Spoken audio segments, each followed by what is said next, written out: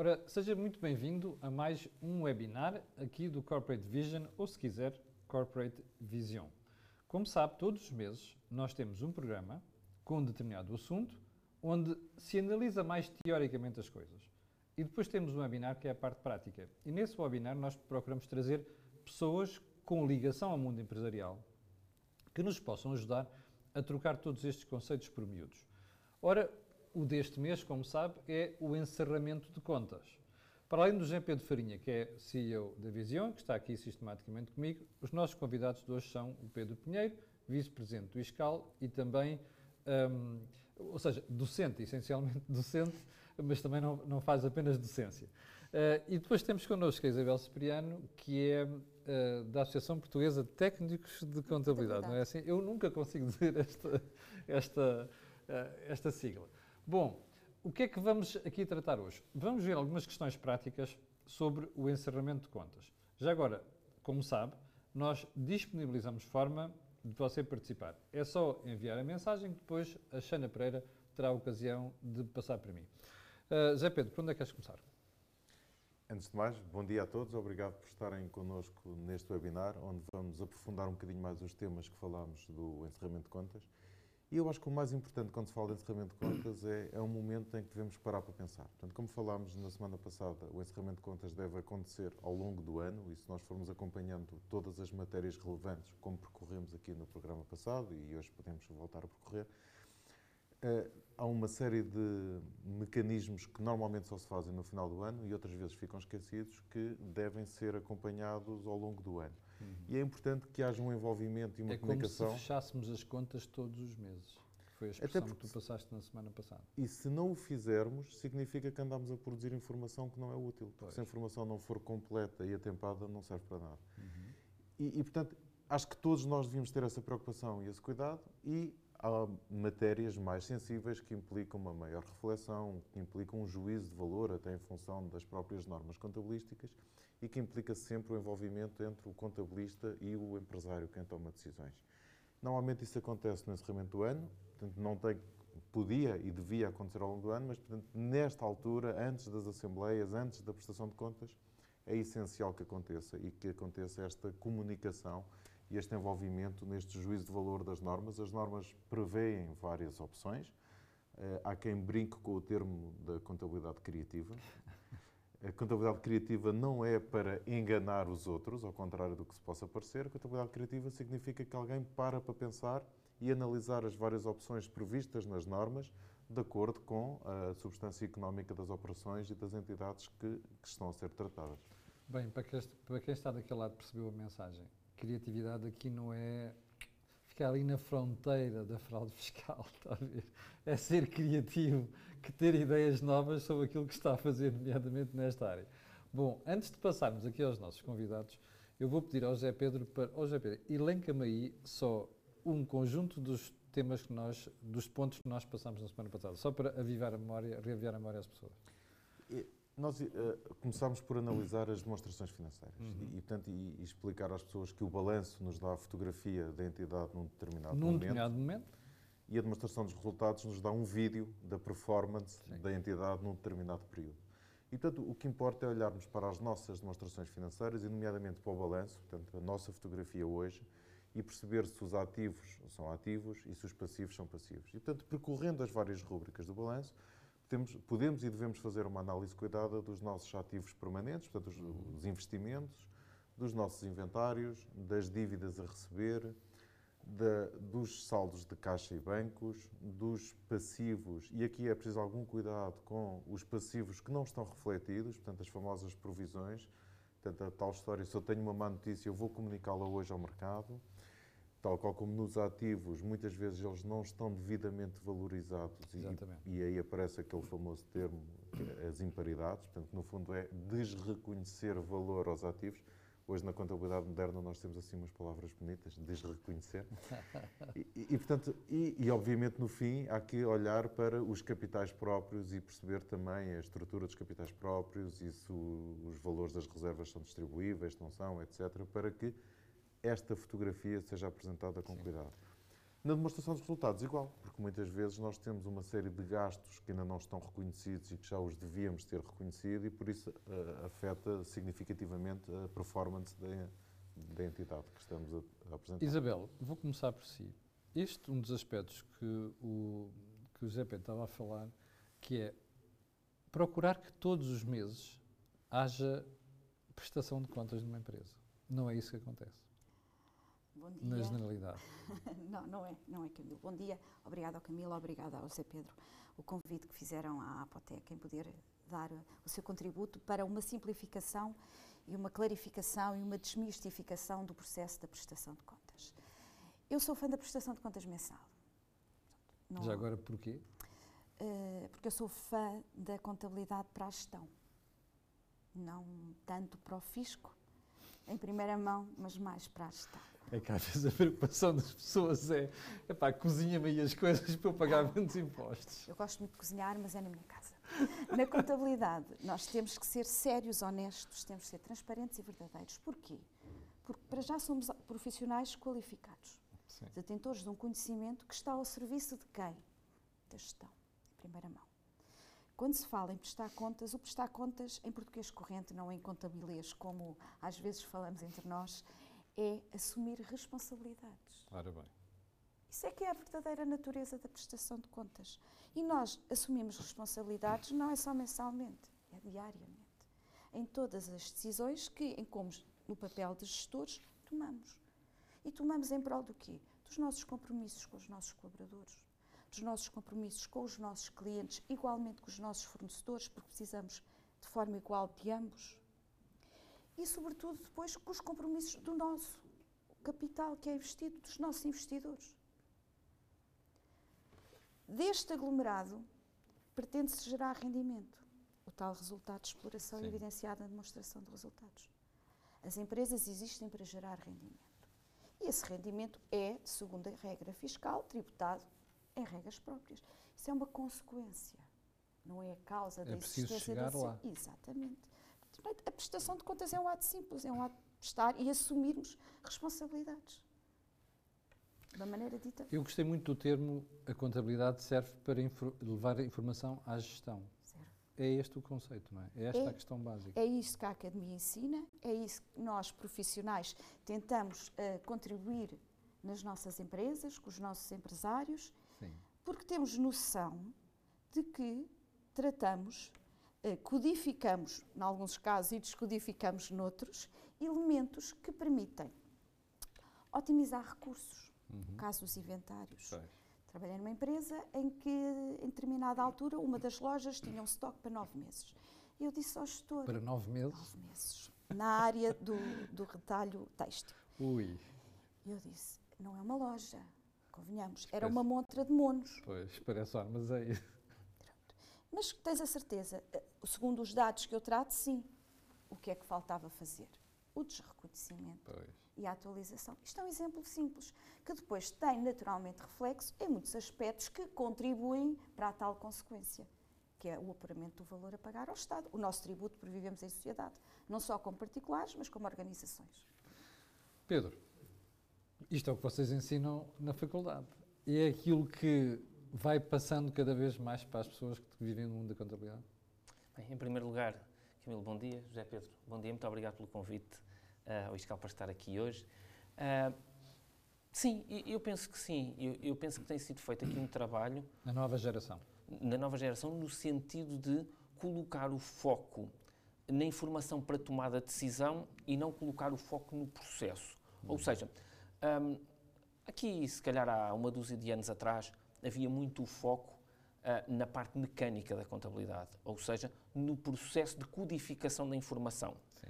Hoje em dia, o foco tem sido cada vez mais colocado nesta questão que a Isabel dizia, do dar informação, mas informação que seja útil para a tomada de decisão. Ou seja, hoje em dia falamos muito mais do processo de relato do que do processo de reconhecimento ou contabilização. Portanto, tem havido aqui um esforço no sentido de procurar que as pessoas percebam que a contabilidade existe, e agora utilizando aqui um estrangeirismo, por causa de processos de accountability, ou seja, a necessidade de prestar informação essa que seja útil. Porque se nós, E depois há aqui uma razão também de permeio que não é desplicente e que temos que ter em consideração. Se nós continuarmos a focar, quer o processo de formação dos novos profissionais, quer o trabalho dos novos profissionais, na parte mecânica da contabilidade, rapidamente nós contribuímos para ter profissionais que podem ser facilmente substituídos no âmbito de processos de transformação digital. Pois. Quando nós passamos o foco para a tomada de decisão, ou seja, preparar a informação que seja útil para a tomada de decisão, nós entramos aqui naquilo que o Zé Pedro dizia. Entramos aqui em questões como a do juízo profissional e em questões que fazem com que, então, seja de facto a parte mais cognitiva do contabilista a funcionar e não a parte mecânica. Passa a ser um consultor da gestão e não um robô que está ali a fazer number crunching. Forçosamente, a profissão só sobreviverá se conseguirmos perceber que o contabilista tem que evoluir na cadeia de valor e passar a ser um consultor da gestão mais do que alguém que faz um trabalho mais ou menos técnico e que entrega para que outros tomem decisão. Ou seja, só para terminar, este desfazamento entre a visão mais clássica do que era a contabilidade, um preparava a informação e o outro tomava a decisão, hoje em dia temos que trabalhar para que este gap que existia desapareça. E, portanto, é um trabalho simbiótico. São as duas componentes que permitem tomar a melhor decisão. Sim. Está a ver? Lembra-se quantas vezes já dissemos aqui desde o ano passado esta questão do é preciso subir na cadeia de valor e alterar a forma como se olha a contabilidade. É isto que o Pedro acabou de referir agora. Pedro, só mais uma questão em relação a esta matéria. O Zé Pedro, há bocadinho, falava na questão dos capitais próprios. Acontece-me frequentemente, na minha atividade de jornalista de economia, quando falo com as empresas, perguntar assim, quais são os capitais próprios? E as pessoas não sabem quais são os capitais próprios. Ora bem, este é um conceito base para saber se a empresa tem capital para poder exercer a sua atividade. Porquê é que existe tanto conhecimento, nomeadamente quem está em gestão nos empresários em relação a esta matéria? Eu acho que tem muito a ver, mais uma vez, com a questão de onde é colocado o foco. E o foco em Portugal, essencialmente, é colocado em duas áreas. Uma, na área da tributação fiscal e na área meramente do resultado do ponto de vista contabilístico. Tudo o resto não tem a devida atenção. E eu acho que também há aqui uma questão de alguma iliteracia do ponto de vista financeiro que é necessário combater. E é necessário que as pessoas percepcionem que, para além da questão do resultado líquido de um determinado período, há aqui um conjunto muito mais vasto de informação que é tão ou mais importante quando nós queremos analisar, por exemplo, uma lógica de sustentabilidade de uma determinada entidade. O Zé Pedro disse, e reforço aqui, o resultado, o que nos dá, é aquilo que aconteceu num determinado período. Não é mais do que a diferença entre um conjunto de rendimentos e um conjunto de gastos. Ponto. Mas se calhar há muito mais informação para a qual os empresários deveriam prestar mais atenção ainda e que muitas vezes não prestam e que leva a que isso aconteça. E a que conceitos como o conceito de capital próprio, que é um conceito tão simples quanto a diferença entre os ativos e os passivos, ou ainda mais simples, a diferença entre aquilo que a empresa tem e aquilo que a empresa deve. No fundo, se quiséssemos simplificar isto ao máximo, o que diríamos era, se a empresa terminasse hoje, transformasse tudo o que tem em dinheiro, pagasse tudo o que deve, o que é que sobrava? Sobrava dinheiro, Só que muitas vezes, umas vezes por desconhecimento, outras por uma questão até cultural, o foco não é colocado em algumas rúbricas de balanço e demonstração de resultados que nos dariam informação muito mais interessante para a tomada de decisão e é colocado única e exclusivamente nestes dois aspectos, a questão da tributação e a questão do resultado. Exatamente. Zé Pedro, é esta experiência que tu tens. E é mais grave que isso, porque o que o Pedro está aqui a dizer é que se a contabilidade estivesse com os seus ativos e passivos bem reconhecidos, bem valorizados, de acordo com as várias opções e juízos de valor que falávamos há pouco, então o capital próprio seria o valor da empresa, seria o património da empresa. E na verdade não é porquê? Porque falta o tal foco. Portanto, quantas vezes nós escolhemos a vida útil de um bem para amortizar, portanto, um ativo fixo tangível, em função da taxa fiscal? Quantas vezes nós não fazemos testes de imparidade a alguns ativos porque eles não são relevantes para efeito fiscal? quantas vezes não fazemos imparidades e até provoca alguma discussão com a própria autoridade tributária de créditos a receber, porque eles não são relevantes fiscalmente. E eu posso até dar o exemplo aqui de uma empresa que conheço muito bem e que por acaso tu também conheces, mas não interessa, que tem uma atividade significativa em Angola. Tem clientes significativos em Angola. E toda a gente sabe o quão difícil é hoje, infelizmente, receber os ativos dessas dívidas de clientes em Angola. Já para não falar de uma desvalorização cambial que acontece lá e que faz com que as empresas não tenham capacidade de honrar o seu compromisso inicial, apesar de todas as dificuldades de fazer transferência. Portanto, é inevitável que a empresa tentou cobrar, não conseguiu cobrar e que deve reconhecer uma imparidade. E, portanto, aconselhado por mim, essa empresa reconheceu uma imparidade nas contas. Tem ali um ativo que não é um ativo. E a autoridade tributária está a pôr em causa este ativo porque, afinal, diz que a Angola não paga, mas que é por outro motivo qualquer. E hoje as empresas acabam... E já agora gostava de centrar a questão nesse aspecto. Porquê que a autoridade tributária assume esse preconceito à partida? Por duas razões. Porque, por um lado, existe uma forte vontade de coleta. Portanto, e de prejudicar o contribuinte no sentido de o contribuinte é malandro, ele está-me a enganar, portanto eu vou ter que cobrar o máximo. Exatamente.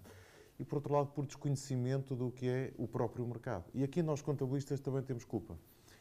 Contabilistas, empresários, porque se nós partirmos do princípio que o segredo já não é a alma do negócio, e quanto mais divulgarmos sobre a nossa atividade, o tal relato que o Pedro explicava, quanto mais nós apresentarmos ao mercado os riscos que é vender para um mercado como Angola, que temos ativos que são sujeitos a possíveis potenciais imparidades, mais vamos dar literacia ao mundo, neste caso à autoridade tributária, que é um stakeholder importante.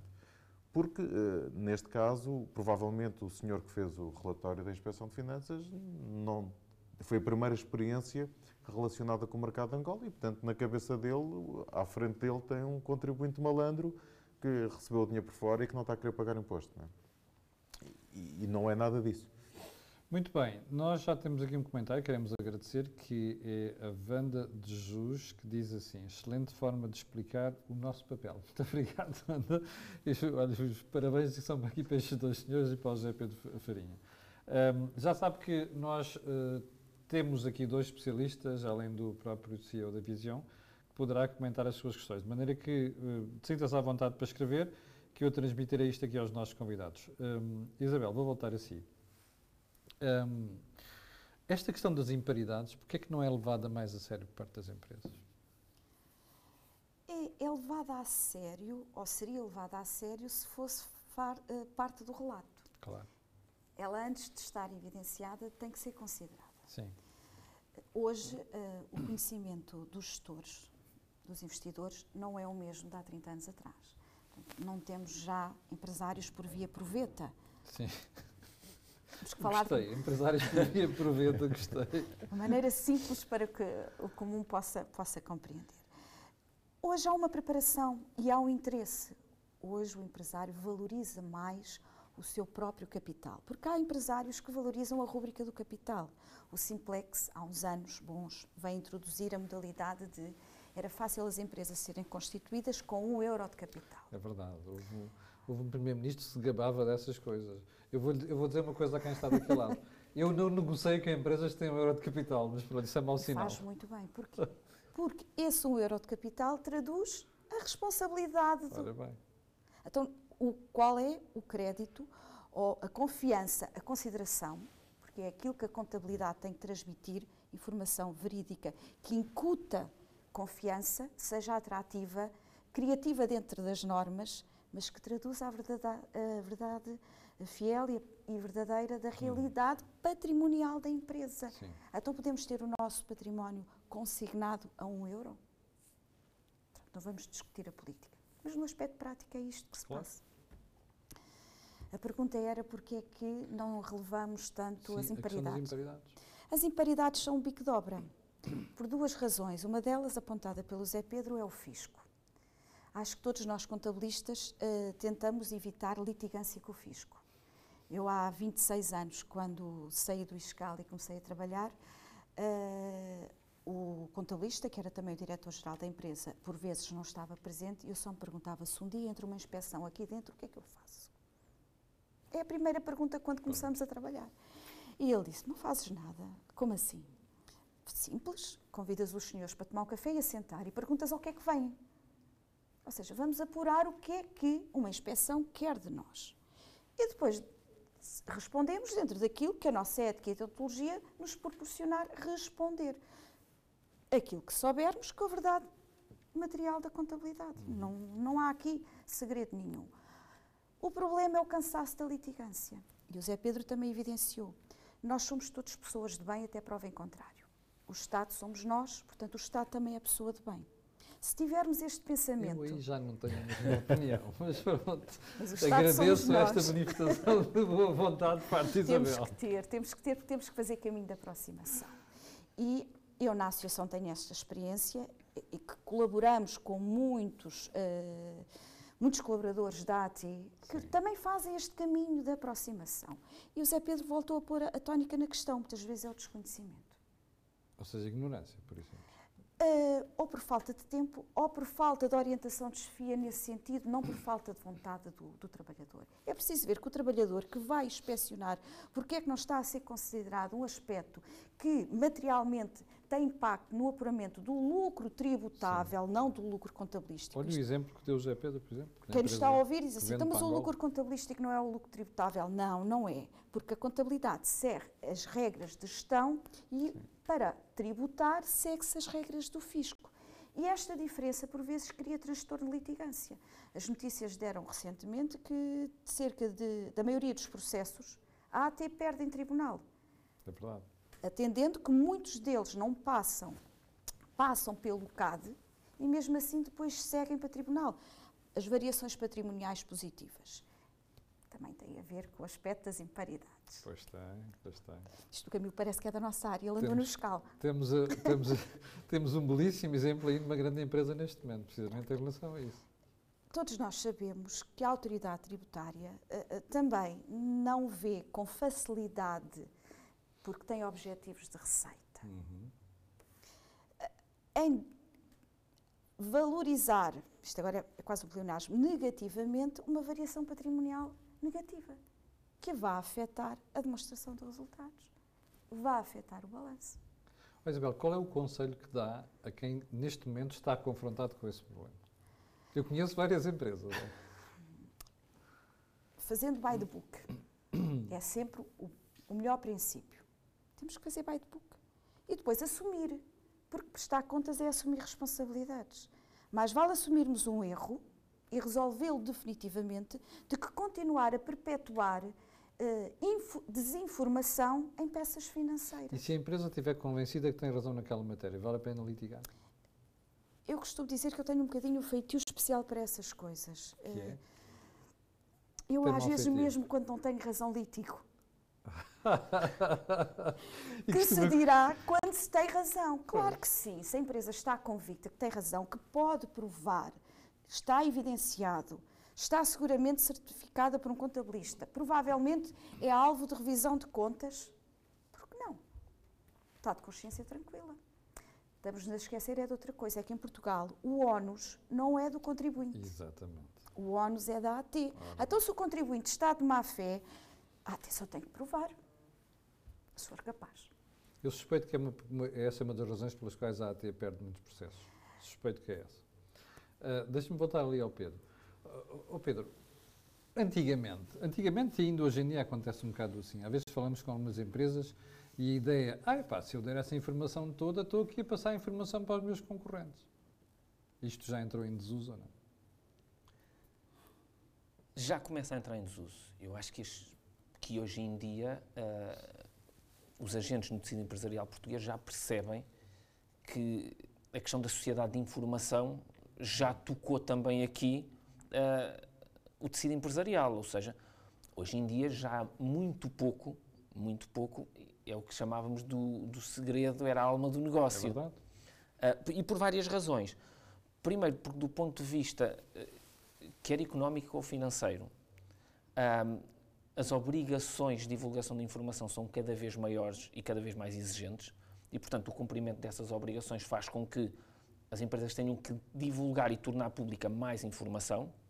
Hoje em dia temos também, e é uma tendência para os próximos anos, aqui o impacto do relato não financeiro, ou também muitas vezes chamado de relato integral, peço desculpa, em que já existe e cada vez mais vai existir, e então a partir agora aqui de provavelmente 2 anos teremos uma obrigação ainda maior de que as empresas divulguem informação já não só de natureza financeira, mas também de natureza não financeira.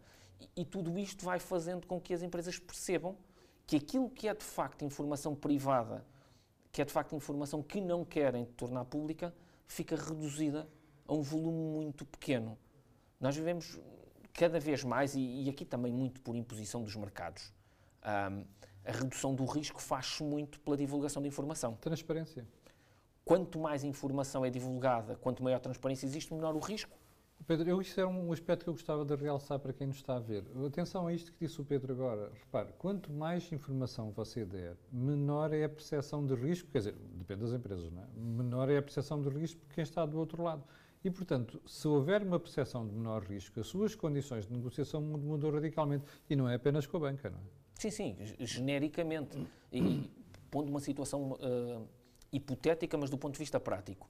Se nós nos colocarmos no papel de um investidor e temos 2 opções de investimento, garantidamente que vamos optar por aquela que acarreta menos risco. E garantidamente a que acarreta menos risco é aquela em que nós temos um maior volume de informação que nos permite ajuizar. Portanto, depois, alargando esta análise muito simplista que se fez a todo o espectro económico-financeiro e cada vez mais não financeiro, chegamos à conclusão que hoje em dia a velha máxima do segredo é a alma do negócio pode ser contraproducente na gestão do risco e na gestão das expectativas dos stakeholders das empresas.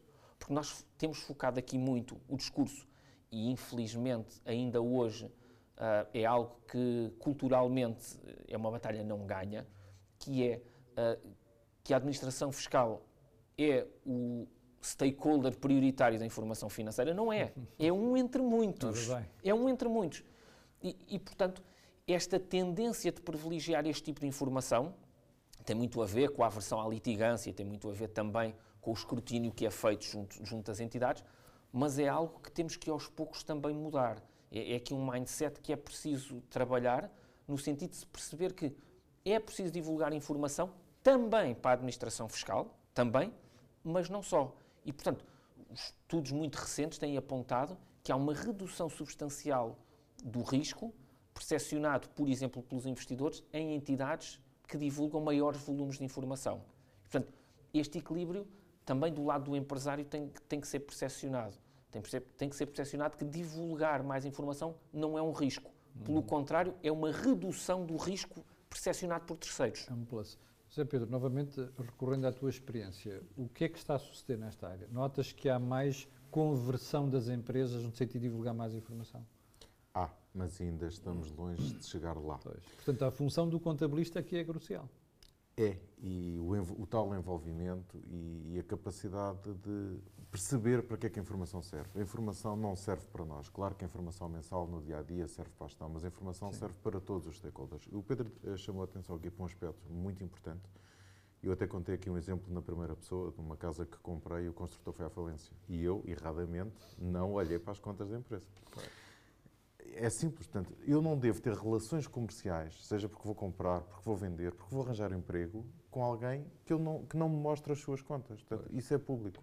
E até chama a atenção que todas as empresas são obrigadas a disponibilizar no seu website o relatório de contas. Por acaso era outra questão que já lá vou também, mas diz. Que ninguém faz. Então, fazem as sociedades cotadas. Portanto, também deixo o desafio, como hobby, de ler relatórios e contas das sociedades cotadas. Porque depois de obtermos aqui alguns conceitos, há ali algumas novelas engraçadas e que nos permitem fazer então juízos de valor enquanto potenciais investidores, clientes ou fornecedores dessas entidades. Não é? E é importante que eu consiga mostrar aos meus clientes, aos meus fornecedores, as minhas contas são estas. Vem trabalhar comigo, eu sou transparente, estas são as minhas contas.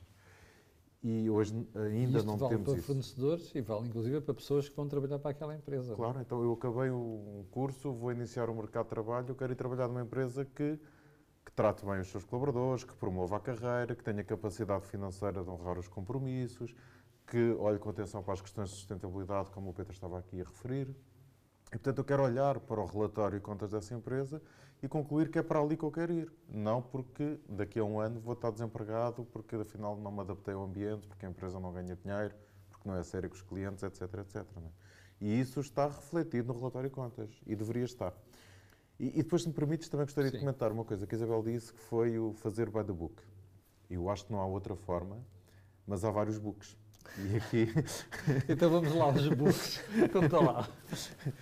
E é importante que se escolha bem quais as normas contabilísticas que vamos seguir. Portanto, toda a gente conhece a minha posição em relação à norma das microentidades, que é demasiado simplista e que impede que as empresas tenham informação relevante para os seus stakeholders e que dentro das normas façam os seus juízos de valor com os vários caminhos possíveis em função da substância económica da empresa e em função também da utilidade da informação para todos os seus utilizadores, para todos os seus stakeholders.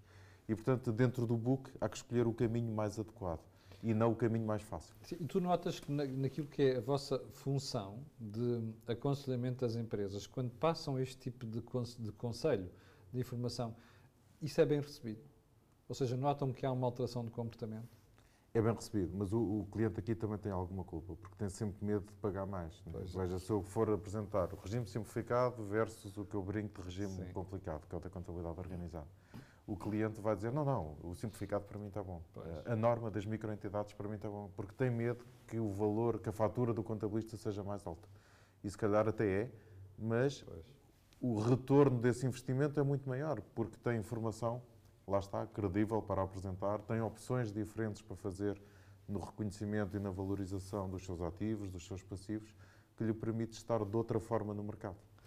Bom, temos aqui mais comentários. Vocês hoje é só elogios, caramba. Isabel, Pedro, não há dúvidas de quem está a ver. Fantástico, diz assim o LC. Parabéns, é precisamente por isso que a contabilidade serve para gerir e para apurar a questão fiscal. O César Coutinho, também outro comentário, que diz assim, Isabel, isto é para si. O Estado é tudo menos pessoa de bem, pelo menos atualmente. Lá se vai a boa fé da Isabel. E o César ainda diz assim, que o webinar está muito interessante, faz aqui referências ao canal, muito elogiosas, muito obrigado. E diz que estão todos a contribuir para o papel relevante da contabilidade como meio de informação para a gestão. Olha, isto hoje é só galhardetes, ainda bem. Isabel, pegando nesta questão dos books que o Zé Pedro estava a falar, na questão de quando vocês dizem a uma empresa assim, bom, olha, em vez de você ir para como é que se diz? Simplificada, que tu disseste. Regime simplificado. Regime simplificado, deu-me agora uma branca. Ou então para o outro regime que dá mais informação, sente que as empresas aceitam esse conceito com facilidade? O outro regime... Ou a preocupação é, não, eu prefiro estar aqui vou pagar menos impostos logo à partida. Vamos lá pôr isto assim de uma maneira mais entendível. Eu vou pedir desculpa ao Pedro, enquanto docente universitário e responsável, vice-presidente do ISCAL. Eu não me lembro de ter aprendido que a contabilidade era desorganizada. Provavelmente eu estava distraído. Falha minha. Quando vemos nos códigos fiscais contabilidade organizada, aí o Estado não está a ser pessoa de bem, como diz o nosso ouvinte. Não está. Porque está a presumir que um sistema altamente organizado, com regras próprias, que precisa ser trabalhado por profissionais com bastante qualificações, seja tudo e mais alguma coisa, mas que não seja organizado. Portanto, não precisa da palavra organizada. É contabilidade, é regime de contabilidade. Ponto. Haja coragem para algum governo atualizar por via do Orçamento de Estado, tem agora uma oportunidade, não é? Vamos trabalhar no próximo, de deixar cair ao fim de 30 e muitos anos, não é? Portanto, a profissão tem 20, está regulamentada desde 95, a Comissão Instaladora tomou posse em 96. Já lá vão 27 anos. Tivemos um vazio legal em que não havia a figura do técnico de contas no Código da Contribuição Industrial de 63, que deitou aquilo tudo por aí abaixo. Portanto, vamos ter a coragem de dizer assim, a contabilidade é um sistema organizado, portanto, como tal, é contabilidade. Nós temos em Portugal uma grande acentuação de micro e pequenas entidades naquilo que é a caracterização genérica do tecido empresarial. E daí sermos mais permissivos numa forma de relato mais simples. Regime simplificado. O regime simplificado não é uma forma de relato simples, é uma forma de tributação simples, que nada tem a ver com a contabilidade. Portanto, misturar na mesma frase contabilidade e o regime de tributação, não. É preciso a gente assumir. A tributação é o posterior à contabilidade. Ou optamos por uma tributação simplificada, e atenção, que há aí umas vontades muito fortes de caminharmos, não perguntou, mas eu vou antecipar, para um regime forfetário. Sim. E agora o que é que isto significa para quem está daquele lado e não percebe? O regime forfetário é a gente tributar por cabeça, uma maneira muito simples. Vou dar um exemplo. E um exemplo porque é que foi implementado em determinadas alturas e porque é que depois passou a valorizar a contabilidade, mas não é um exemplo português. Vou dar um exemplo espanhol. Eu, pelo menos, quando vou à Espanha, gosto de me tirar à barra. E explicar ao meu filho que aquilo é uma coisa boa, e ele ficou fã do petisco, o rapaz está a caminho dos 17. E eu explicar-lhe, isto nasceu por natureza económica, o regime da barra. Porque em Espanha havia o regime forfetário. E então os fiscais chegavam para apurar o rendimento, contavam as mesas, contavam as cadeiras, e isto desvirtuou o quê? A natureza do negócio. A capacidade do empresário em alavancar rendimento por via da sua real exploração, da sua atividade. Então, inteligentemente, os empresários juntaram-se e pensaram, vamos desabilitar as mesas, desabilitar as cadeiras. Vai tudo ficar espaço livre, o balcão, os bancos à barra e a malta come em pé e circula e eles não têm como tributar bancos. Ou então, se tiverem que tributar, tributam o número de banquinhos, que é infinitamente inferior ao número de mesas e cadeiras.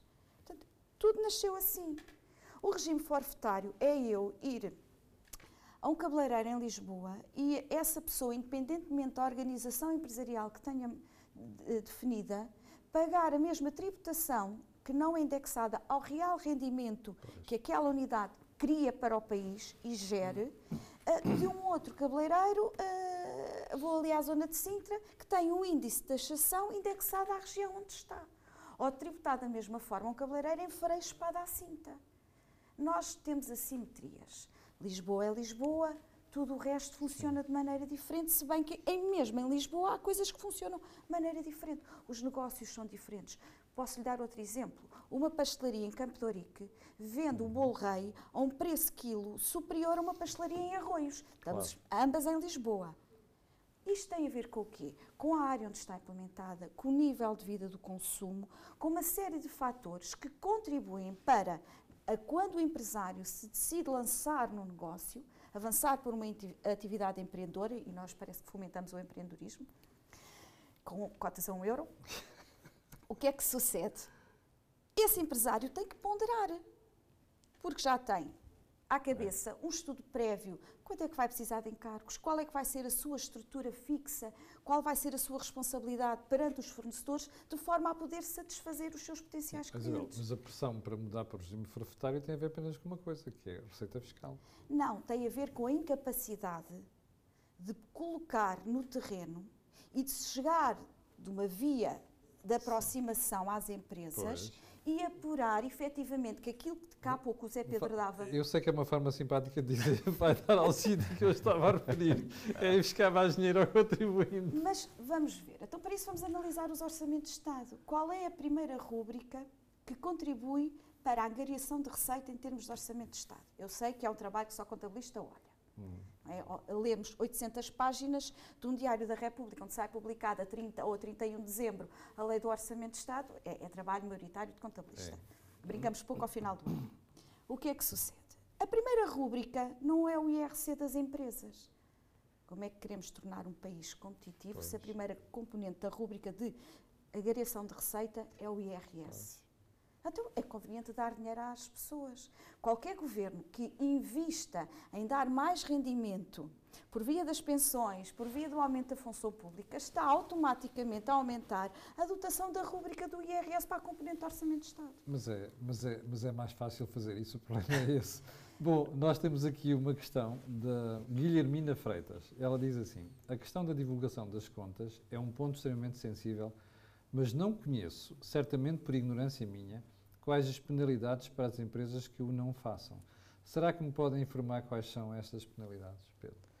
Não, a grande questão é essa que é colocada, que é, tirando as empresas que estão cotadas em mercado organizado, que de facto têm um conjunto de penalizações pelo incumprimento, nos demais eu não conheço qualquer tipo de penalização pelo incumprimento. E aqui deixamos sempre um pouco ao livre arbítrio de quem está a apresentar as contas. E, portanto, por isso é que eu dizia inicialmente, e aqui é uma questão, voltamos ao mesmo, é uma questão que é cultural. Nós também temos, enquanto sociedade, que perceber que neste processo de relato não podemos estar só habituados a ir àquilo que é obrigatório, mas temos que perceber que existe de facto um interesse maior nesta divulgação de informação do que apenas pela obrigação. Oh Pedro, mas sabe que eu suspeito que a Guilhermina estava a perguntar, ou melhor, ela deve querer chegar aqui. Não se devia introduzir normas de penalização? Eu julgo que é aqui que ela quer chegar. Ias dizer? Sim, existem algumas penalizações. Para já um beijinho à Guilhermina, que não vejo há muitos anos. Também conhece a Guilhermina. E que tem tudo menos de ignorante.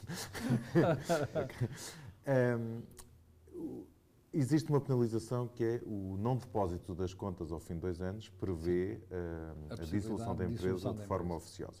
E, portanto, isso já é uma penalização grave, que não resolve a questão de, por exemplo, as empresas serem obrigadas a ter as contas disponíveis no seu website e aí não há penalização, ninguém tem, erradamente. Porquê é que não há mais empresas a fazerem isso? Portanto, é uma surpresa para mim, confesso.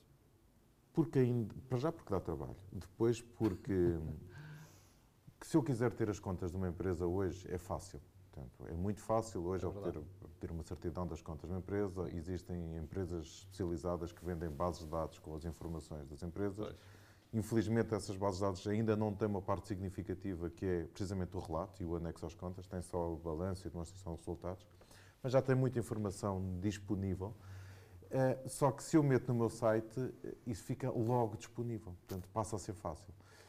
E passa a ser mais fácil. Apesar de ser fácil, passa a ser mais fácil. E eu, se calhar, não quero, ainda naquela lógica do segredo é a alma do negócio, eu não quero que toda a gente venha ver as minhas contas. É errado, mas ainda há isso, não é? E, portanto, era bom que houvesse aí uma penalizaçãozinha. Da mesma forma que há uma penalização que ninguém quer saber, porque ainda eu não conheço nenhuma aplicação prática, talvez a Isabel saiba, que é se eu não aplicar bem as normas do SNC, Sistema de Normalização Contabilística, está previsto um mecanismo de penalização, de coimas para isso. Mas eu não conheço nenhuma fiscalização às normas contabilísticas que e a aplicação em multas por causa disso. Portanto, as coimas estão definidas na lei, se não me engano, vou mais baixo, são 1.500 euros, mas eu não conheço nenhum caso de aplicação. E não ter um anexo bem feito deveria ser suficiente para ter essa penalização. Meus senhores e minhas senhoras, que é para não dizerem que estamos sexistas, já vamos com 41 minutos de webinar. José Pedro, ficamos por aqui ou pegamos aqui mais uma outra questão? Isto é um tema que nós gostamos muito, não é? Não desistir. Isabel, quer comentar esta questão das penalizações já agora? Ele não é nada de ingênuo. Então, o José Pedro. Ele apontou para aqui porque tem uma razão. Sabe que é um tema que me é estimado. E, já que estamos novamente, e eu vou levar outra vez para o OE, em matéria de elaboração do novo OE, a ver se é desta que o Governo nomeia o Presidente da Comissão de Normalização Contabilística. Que estamos sem Presidente. Está sem Presidente. Está a ser desempenhado pela Sra. Vice-Presidente, que está a acumular funções, desgaste e trabalho, e estamos sem Presidente, sem nomeação de Presidente. Isto é grave por 2 aspectos. Primeiro, o Governo não mostra reconhecer que tem uma Comissão de Normalização Contabilística vital em qualquer Estado, porque estamos indexados ao normativo europeu, e que é importante e que está a funcionar com base, esforço das pessoas que integram essa comissão, verdade seja feita, mas precisa de meios melhores para fazer o seu trabalho. Uma delas é a inspeção da aplicação das normas. Como é que nós queremos que uma entidade possa fazer cabalmente também parte da sua missão que está instituída, em estatuto próprio, se o mesmo Governo, o mesmo Estado, neste caso, não lhe dá condições para? Não é por falta de capacidade, seguramente, precisa de as ter. Pois, exatamente. Muito bem. Bem, agora sim, nós já vamos com 42 minutos, à altura de fecharmos aqui o webinar. Como referi há bocadinho, hoje não houve muitas questões, pelo contrário, só houve elogios, o que quer dizer que, primeiro, as pessoas estão suficientemente bem informadas, nomeadamente a partir do programa que fizemos, mas também pela excelência aqui dos comentários. Aliás, eu aproveito para dizer que raramente temos convidados que sejam tão interessantes e consigam explicar tão bem as coisas como vocês conseguiram explicar hoje. Portanto, fica aqui o elogio feito ao Pedro e à Isabel Cipriano. Obrigada. Nós voltaremos no próximo mês. José Pedro, qual é que vai ser o tema? Rentabilidade versus liquidez. Isto é muito interessante. Portanto, rentabilidade versus liquidez. É o programa do próximo mês, que também, naturalmente, teremos o nosso webinar. Deixe-me só pedir ao José Pedro para deixar o mail para onde podem escrever a colocar questões, José Pedro. corporatevision@vision.pt. Bom, e quanto a nós ficamos por aqui, queremos agradecer a sua adesão e a forma como seguiu o programa e já sabe, no próximo mês voltaremos com outro tema. Muito obrigado, fique bem, tenha um grande fim de semana e até segunda-feira para aqueles que acompanham o canal A Cor do Dinheiro. Muito obrigado.